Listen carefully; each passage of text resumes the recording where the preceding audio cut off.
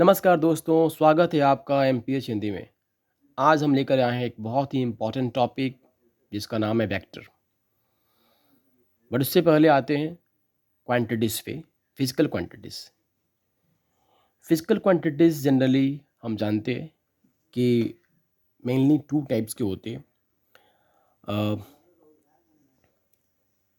एक को कहते हैं स्केलर क्वांटिटी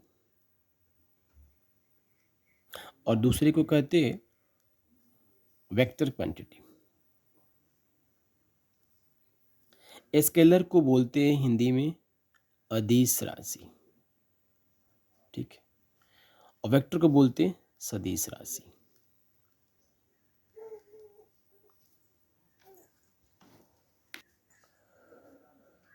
तो यहाँ पे देखा कि हमने कि क्वांटिटीज़ के 2 टाइप्स हो गए, अदिश और सदिश। अदिश राशि, सदिश राशि। तो मेरा आज का टॉपिक है वेक्टर एक्चुअली क्या होते हैं। बट उससे पहले हमको सदिश अदिश भी समझना पड़ेगा, स्केलर भी समझना पड़ेगा और वेक्टर भी समझना पड़ेगा। तो यहाँ पे देखिए नाम लिखा हुआ है अदिश। अदिश का मतलब ये होता है कि जिसमें दिशा नहीं हो, और इसमें लिखा है सदिश। इसका मतलब होता है जिसमें दिशा हो।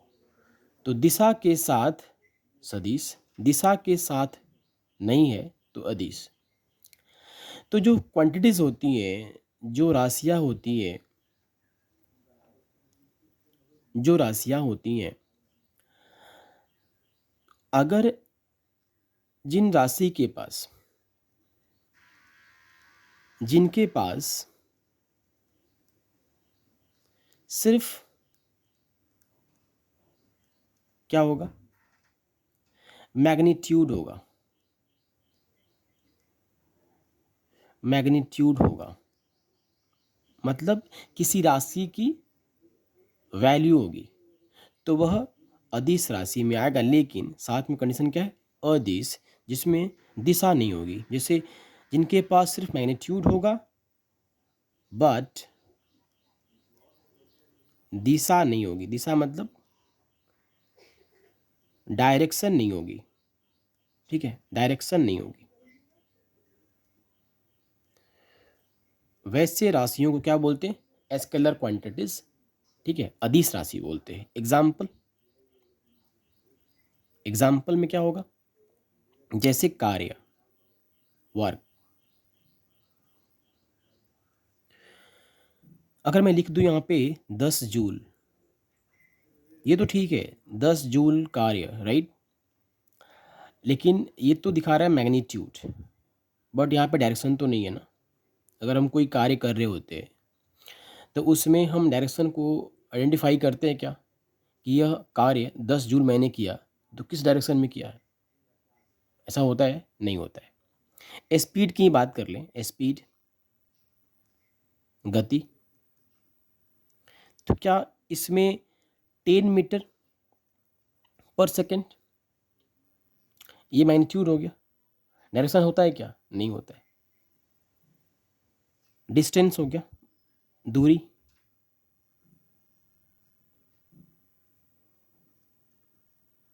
और मैं लिख दूँ 10 मीटर, तो क्या इसमें डायरेक्शन है, नहीं है। इसमें सिर्फ मैग्नीट्यूड दिख रहे हैं, इसमें ये सब वैल्यूज़ हैं, इन राशियों के क्या है, वैल्यूज़ हैं। तो जब किसी फिजिकल क्वांटिटीज़ के सिर्फ मैग्नीट्यूड या उनके वैल्यूज़ की बात होगी, डायरेक्शन उसमें नहीं दिया होगा, तब उसे हम कहेंगे, इन ऐसे राशियों को कहेंगे, कौन सी राशि, स्केलर राशि, स्केलर क्वांटिटीज़, ठीक है, अदिश राशि।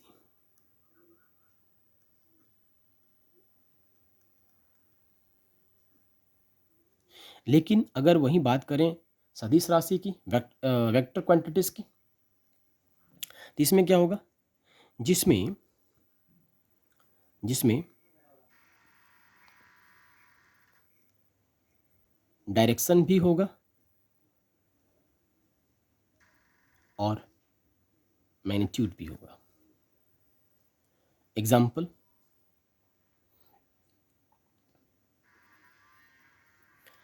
फोर्स, बल। अगर मैं लिखूं यहाँ पे 5 न्यूटन, राइट, 5 न्यूटन, तो क्या 5 न्यूटन जो मैं मैग्नीट्यूड लिखा, अगर यहाँ पे लिख दिया ईस्ट,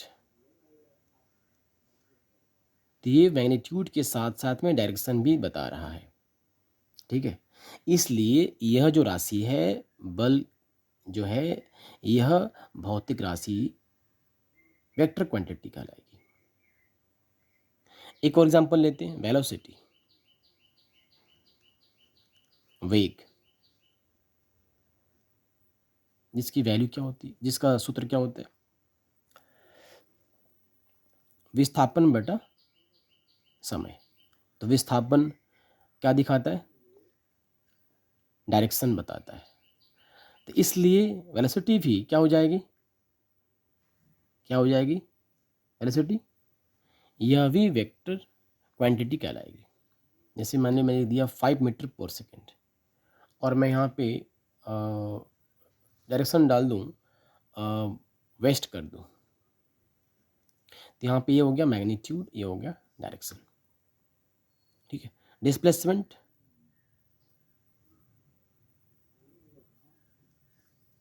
विस्थापन, यह भी क्या हो जाएगा, अगर मैं यहाँ पे लिख दूँ 10 न्यूटन, ये क्या हो जाएगा आपका, sorry 10 meter, sorry 10 meter north, तो ये 10 मीटर नॉर्थ जो लिख दिया, इसमें ये मैग्नीट्यूड हो गया, ये आपका डायरेक्शन हो गया। तो हमने एक चीज़ इसी में देखा कि वेक्टर क्वांटिटीज में क्या होंगे, तो जिन भौतिक राशियों के पास उनका मैग्नीट्यूड एवं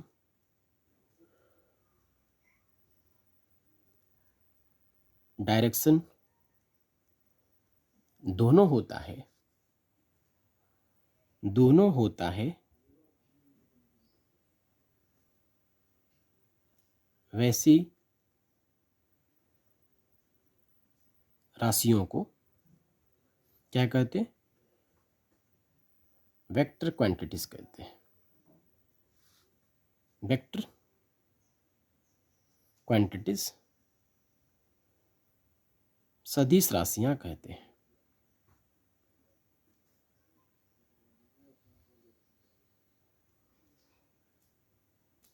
ठीक है।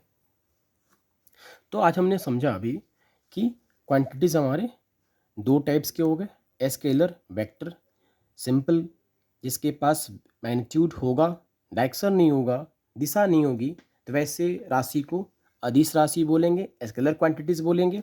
एग्जाम्पल के तौर पे कार्य, वर्क, स्पीड, गति, डिस्टेंस, दूरी, और इनके मैग्नीट्यूड्स, बट इसमें डायरेक्शन नहीं है, इसलिए these quantities are called scalar quantities, अदिश राशि। अब आते हैं वेक्टर। तो वेक्टर में क्या समझा हमने, जिनके पास डायरेक्शन भी होगा, मैग्नीट्यूड भी होगा, ये दोनों होंगे, तो वैसी राशियां क्या कहलाएंगी, वेक्टर क्वांटिटीज सदिश राशि कहलाएगी। एग्जाम्पल के तौर पे मैंने लिया फोर्स, फोर्स में 5 न्यूटन ईस्ट दिखाया, velocity 5 meter per second waste दिखाया, डिस्प्लेसमेंट विस्थापन 10 मीटर नॉर्थ दिखाया। यहाँ पे जो नंबर्स में जो न्यूमेरिक वैल्यूज़ आ रहे हैं, ये न्यूमेरिक वैल्यूज़ क्या कहला रहे हैं, मैग्नीट्यूड, जैसा इधर हमने अदिश राशि में देखा था, मैग्नीट्यूड न्यूमेरिक वैल्यूज़।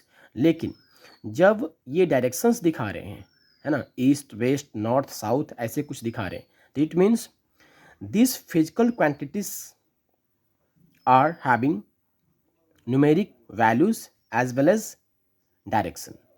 तो जिन फिजिकल क्वांटिटीज़ के पास न्यूमेरिक वैल्यूज़ भी होंगे, मतलब उनके मैग्नीट्यूड भी होंगे, उनके कुछ वैल्यूज़ भी होंगे, और प्लस उनके पास डायरेक्शन भी होंगे, इसलिए ऐसी राशियों को क्या कहते हैं, वेक्टर क्वांटिटीज, सदिश राशि कहते हैं, ठीक है, अब हम समझेंगे इसके आगे के स्टेप को कि अब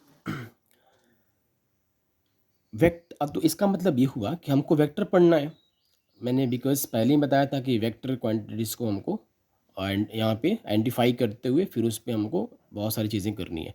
तो वेक्टर क्वांटिटीज़ को कैसे हम डिनोट करते हैं, ठीक है, वेक्टर को कैसे डिनोट करते हैं, तो लिखेंगे representation representation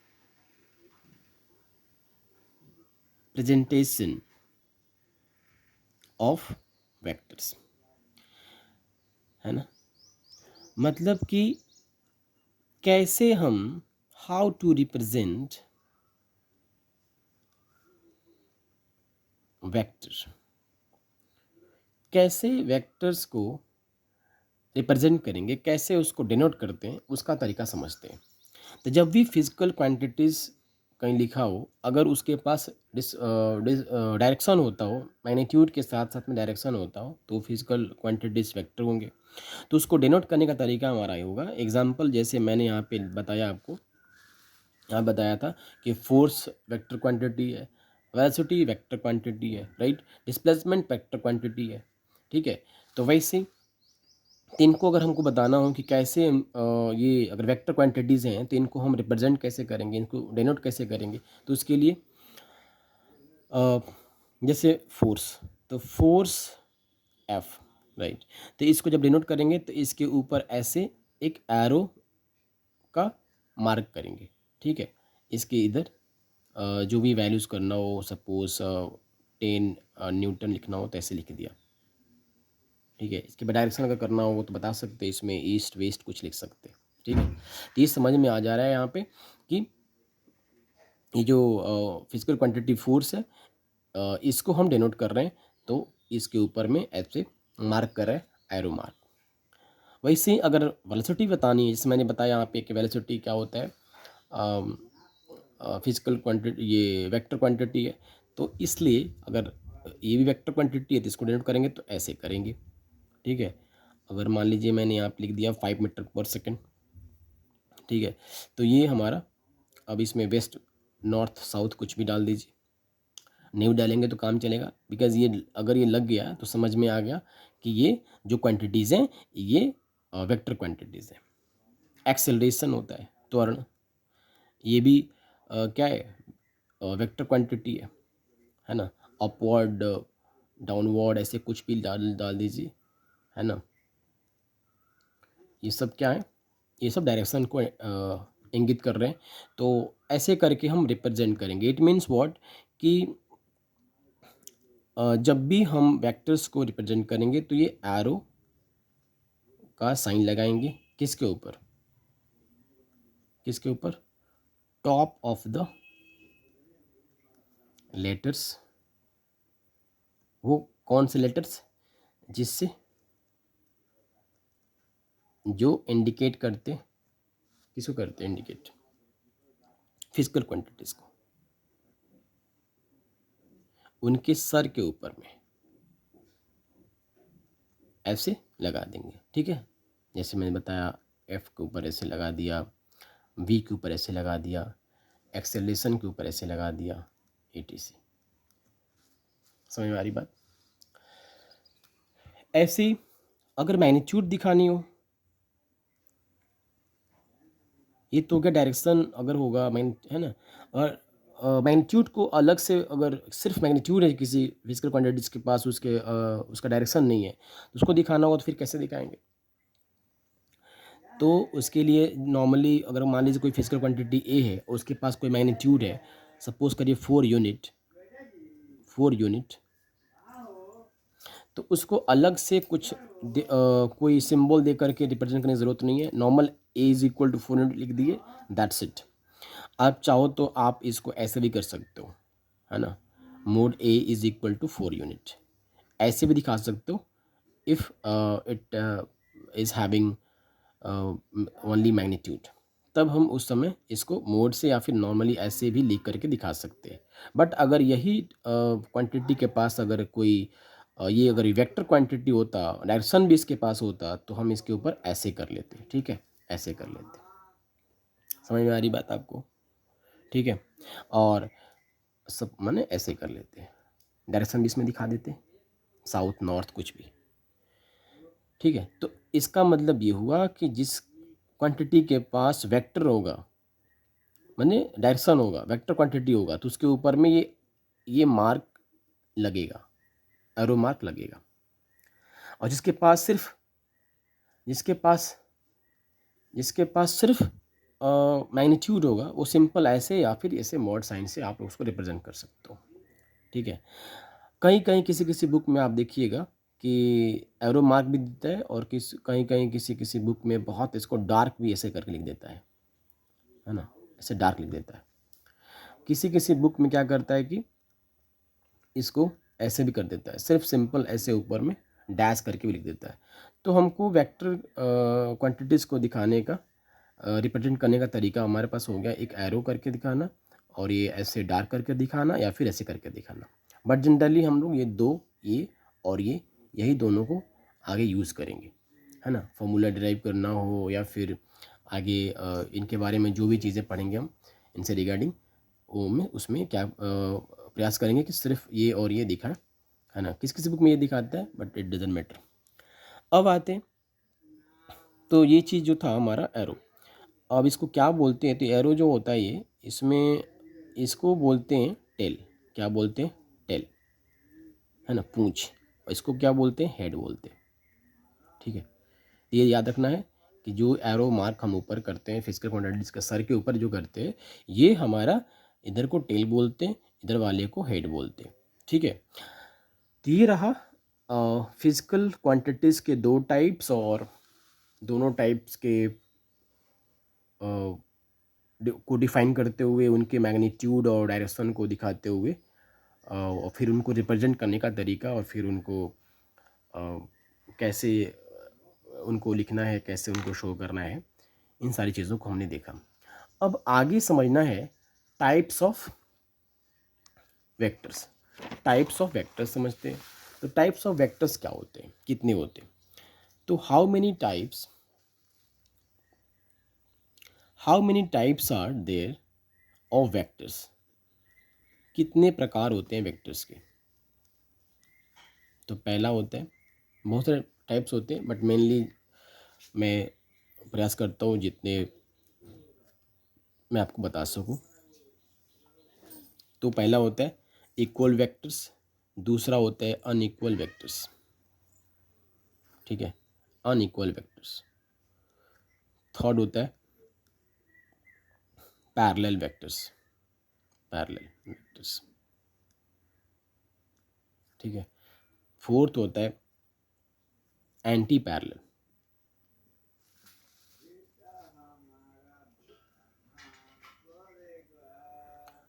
anti parallel vectors. Fifth होता है कोलिनियर वेक्टर्स।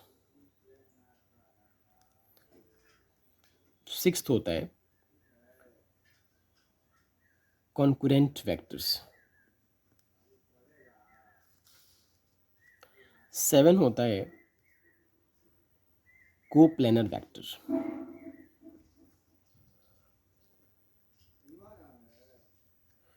और एट्थ होता है जीरो वेक्टर्स। नाइन होता है unit vectors.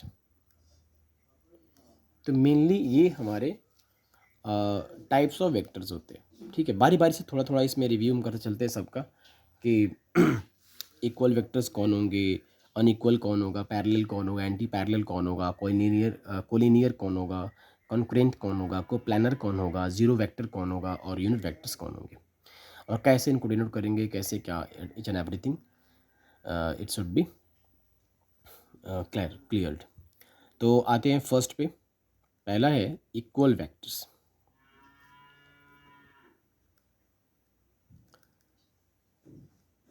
Equal vectors, equal vectors वो होते हैं जिसमें किसी दो फिजिकल क्वांटिटीज़ को दिया गया हो, और उनके बीच की जो कंडीशन हो वो क्या हो, कि इनके पास मैग्नीट्यूड सेम हो, इन दोनों का मैग्नीट्यूड क्या हो, सेम हो, और सेकंड नंबर पे इनकी डायरेक्शन भी क्या हो, सेम हो, इनकी डायरेक्शन भी सेम हो। अगर इन दोनों के पास मैग्नीट्यूड भी है, डायरेक्शन भी है, और ये दोनों के दोनों आपस में क्या है, सेम है, इक्वल है, तो ऐसे क्वांटिटीज को क्या बोलेंगे, इक्वल वेक्टर्स। ठीक है, लेकिन अगर डायरेक्शन ऐसे करके दे दे, सपोज करिए कि कोई फिजिकल क्वांटिटी है v1 is equal to 5 meter per second east, ठीक है, और कोई दे दे v2 5 meter per second south. ठीक है, तो यहाँ पर आप देखिएगा दोनों के पास मैग्नीट्यूड सेम है। जैसे इक्वल वेक्टर्स की जो कंडीशन है वो क्या कर रही है कि आपके पास मैग्नीट्यूड और डायरेक्शन दोनों सेम होना चाहिए। तो यहाँ पे देखिए मैग्नीट्यूड तो इन दोनों का v1 और v2 का सेम है, बट इनके पास डायरेक्शन जो है इसमें ईस्ट कह रहा है, इसमें साउथ कह रहा है। v1 के पास ईस्ट डायरेक्शन है, v2 के पास साउथ डायरेक्शन है। इसलिए यहाँ पे इस कंडीशन के अकॉर्डिंग, ये जो ऊपर कंडीशन बताया गया है इक्वल वेक्टर्स के लिए, इसके अकॉर्डिंग ये क्या है, v1 जो है v2 के इक्वल नहीं है। ठीक है, नहीं है, इसलिए कहेंगे कि v1 and v2 are not equal vectors, ये इक्वल वेक्टर्स नहीं है। इक्वल वेक्टर्स कौन होंगे कि अगर यही v1 के पास 5 मीटर पर सेकेंड ईस्ट, ठीक है, और v2 के पास 5 मीटर पर सेकेंड ये भी ईस्ट, तो यहाँ पे ये देखते कि इनके पास मैग्नीट्यूड भी सेम और इनके डायरेक्शन भी आपस में सेम हो गए, तो v1 यहाँ पे v2 के इक्वल हो जाता, और इस तरह से हम कहते कि दीज आर इक्वल वेक्टर्स। ठीक है, इक्वल वेक्टर्स होने का समझा कि इन फिजिकल क्वांटिटीज के मैग्नीट्यूड और डायरेक्शन एक दूसरे के इक्वल होंगे। अगर ऐसा है तो that physical quantities are equal vectors. Second आते हैं, ये हमारा इक्वल वेक्टर हो गया। सेकंड आते हैं अनइक्वल पे। अनइक्वल क्या कह रहा है, अनइक्वल का कंडीशन है unequal,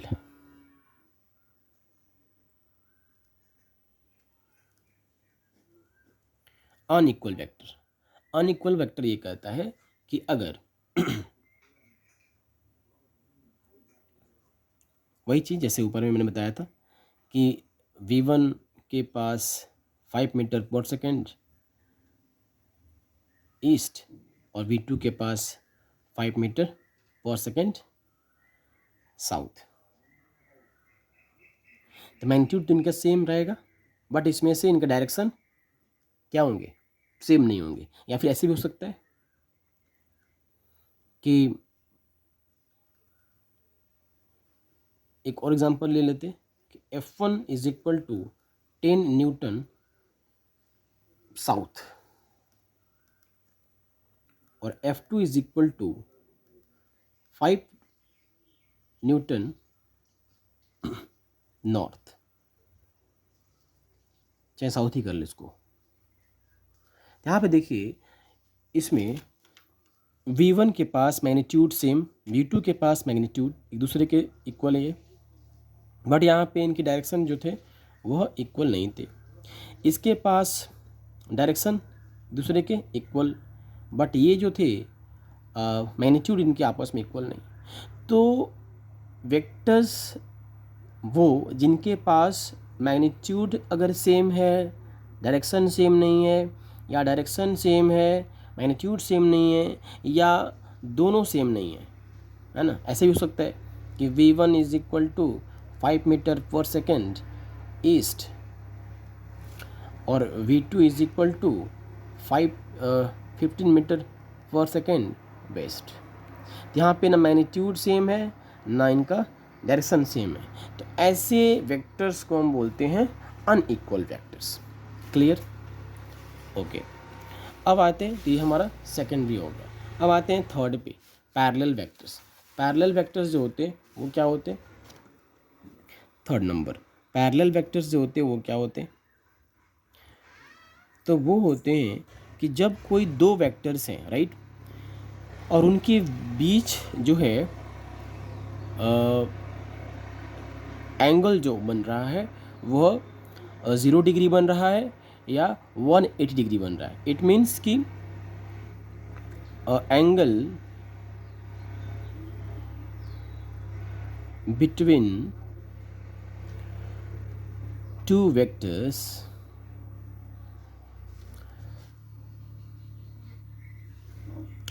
if theta is equal to 0, ठीक है, तो उस समय क्या बनेगा? लाइन पैरेलल होंगे, छोटी बड़ी हो सकती है, बट ऐसे इनके जो वेक्टर्स होंगे अगर ये पैरेलल हैं तो कहेंगे ये, अगर उस समय theta is equal to 0, then कहेंगे दीज आर पैरेलल वेक्टर्स। और ठीक है, लेकिन सॉरी, और 4 नंबर में मैं बता रहा था, 4th नंबर में एंटी पैरेलल, मैं 180 यहाँ पे रिपीट मैं बोल दिया था, 180 तो एंटी पैरेलल में होना चाहिए। एंटी पैरेलल, एंटी पैरेलल क्या कि थीटा जो हो वह 180 डिग्री, मतलब कि अगर एक का डायरेक्शन ऐसे है और दूसरे का डायरेक्शन इसके ठीक अपोजिट है, तो ये क्या बना रहा है? 180 डिग्री एंगल इनके बीच बन रहा है। तो इस कंडीशन में इसको बोलेंगे एंटी पैरेलल वेक्टर। ठीक है, अब आते हैं 5th नंबर पे, कोलिनियर। कोलिनियर कौन होते हैं? यहीं पे मैं कर देता हूँ। कोलिनियर कौन होते हैं? कोलिनियर कौन होते हैं? कोलिनियर वो होते हैं जिन जब कोई दो वेक्टर सेम लाइन पे हों, राइट। जब दो वेक्टर्स, सपोज करिए कि वेक्टर एक ए है, ठीक है, ऐसे है, और उसी पे एक वेक्टर बी भी है जो इसी पे लाई कर रहा है, राइट। तो जब दो वेक्टर, ठीक है, एक ए हो गया एक बी हो गया और यह सेम लाइन पे, ठीक है, हैविंग सेम लाइन, तो इनको बोलेंगे कोलिनियर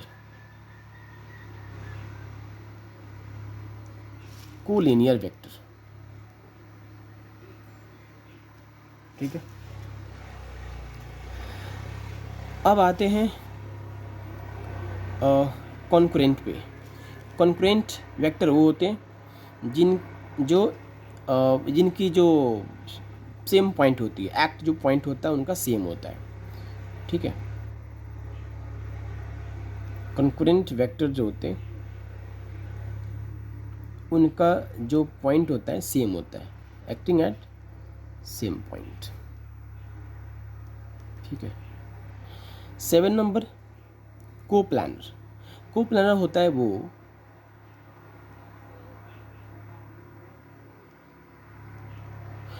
कोप्लानर वेक्टर उसे बोलते हैं जब दो वेक्टर्स एक ही प्लेन में या दो से अधिक वेक्टर एक ही प्लेन में रहें, तो ऐसे को कोप्लानर वेक्टर्स कहते हैं। सपोज करिए, मैंने क्या लिखा है यहाँ पे, मैं अभी आपको एग्जांपल के तौर पे प्रैक्टिकल यहाँ पे दिखाता हूँ। जैसे मेरे पास यहाँ पे एक एक वेक्टर ये हो गया है ना, मैंने एक पेन और इसके कैप को लिया है, तो एक ये वेक्टर हो गया, राइट, और एक दूसरा वेक्टर ऐसे हो गया।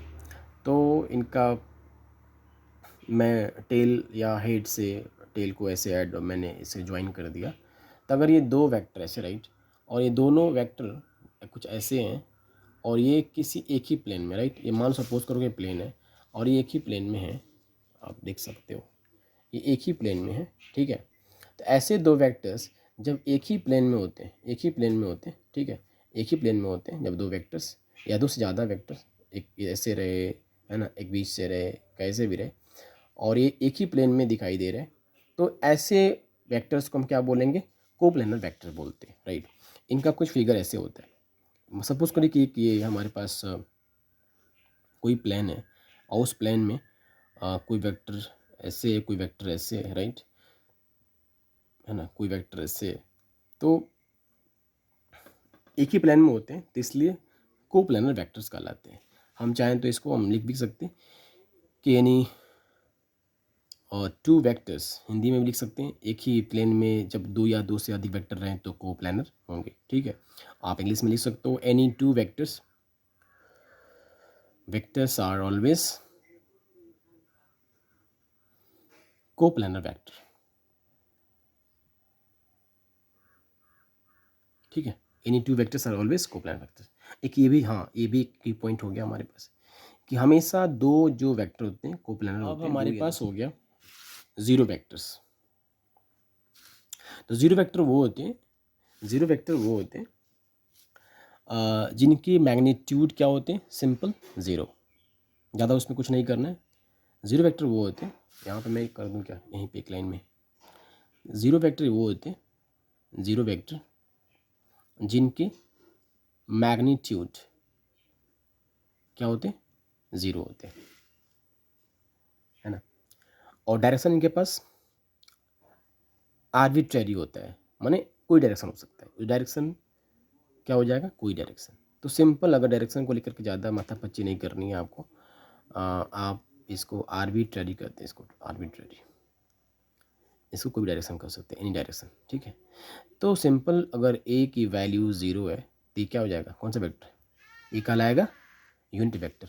और यूनिट वेक्टर को डिनोट करने का जो तरीका होता है ये ऐसे होता है, ऐसे कैप, ठीक है।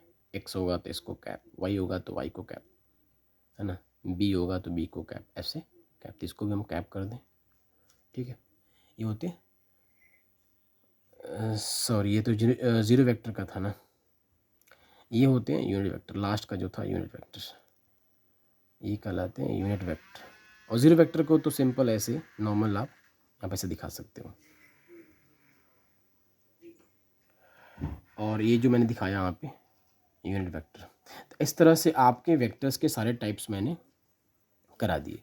अब हम समझेंगे कि इनके पैरेलल शिफ्ट को लेकर के कैसे इसकी पैरेलल शिफ्टिंग करनी होती है, और फिर कैसे इनके एडिशन सब्ट्रैक्शंस के मेथड्स होते हैं, उनको समझते हुए कुछ उनके ऊपर बेस्ड कुछ क्वेश्चंस करेंगे, ठीक है। इनके जितने मेथड्स होते हैं, हेटेल methods, parallelogram method, triangle law, ये सब सारी चीज़ों को समझते हुए और इनके ऊपर कुछ क्वेश्चन सॉल्व करेंगे, ठीक है। तो अगले वीडियो मिलते हैं, तब तक आप इसको रीड करिए, पढ़िए, समझिए, देखिए कहाँ पे कुछ दिक्कत हो रही है तो हमसे कमेंट में पूछिए। तब तक के लिए नमस्कार।